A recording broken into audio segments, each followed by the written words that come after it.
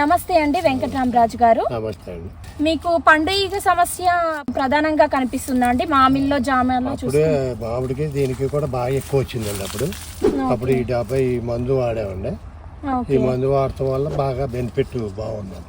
ఆకర్షణీయ పేస్ట్ వాడక ముందు బాగా ఎక్కువ డ్యామేజ్ అయ్యేదండి. మొత్తం పండు ఈగ సమస్య బాగా ఎక్కువ అండి. మామూలు మన ఈగలు ఎలా వస్తాయి అలా కాళ్ళు కూడా పట్టేసేయండి. ఈగ మన మనుషులకే పట్టేసేయండి. ఉండేది ఇది వాడాక అయ్యాక బాగా కంట్రోల్ అయింది. మీకు పెట్టగానే అంటే ఈగలు వచ్చేసి అక్కడే వాళ్తాయి. అదే వాలి చనిపోతాయి. అంటే ఎకరానికి మీకు ఎంత పర్సెంటేజ్ వరకు నష్టం జరిగింది? దాదాపు 50% నష్టమే. పండు ఈగకి మరి నివారణ అంటూ ఇప్పటి వరకు తప్ప వేరే అదే ఇది పెట్టిన తర్వాత మీకైతే ఫలితం మంచిగా ఉంది.